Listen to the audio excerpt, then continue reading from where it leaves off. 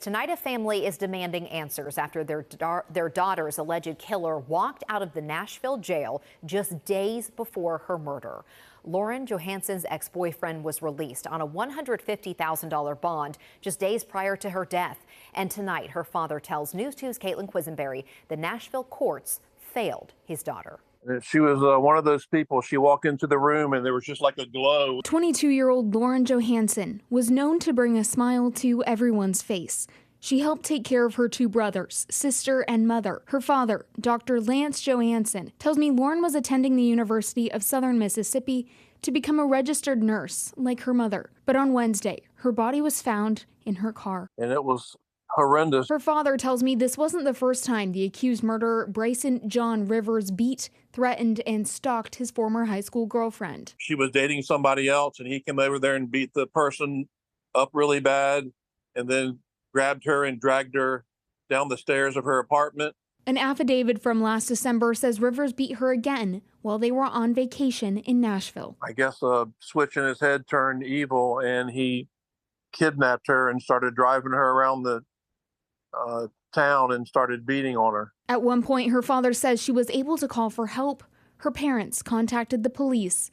The car was tracked down, and Rivers was arrested and charged with aggravated kidnapping. After sitting in jail for 7 months, Rivers' bond was lowered from $250,000 to $150,000. And I told them that, he's going to kill her if y'all let her out. Rivers was released on June 24th. Then July 1st, Lauren's dad received a voicemail from the Davidson County District Attorney's Office warning him about Rivers' release and that he'd already violated the terms of his bond. That Bryson Rivers was released from custody. He was supposed to report straight to a GPS company and be put on a GPS monitor, and he was not to leave Davidson County.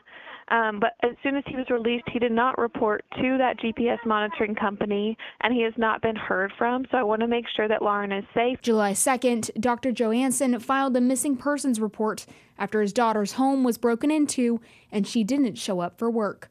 July 3rd, her body was found in the back of her car, wrapped in trash bags and blankets. Her body was just like someone took her to the punching bag and just punched her 200 or 300 times. Hours later, after a massive manhunt, Bryson John Rivers was arrested and charged with murder. His bond is currently set to $1 million.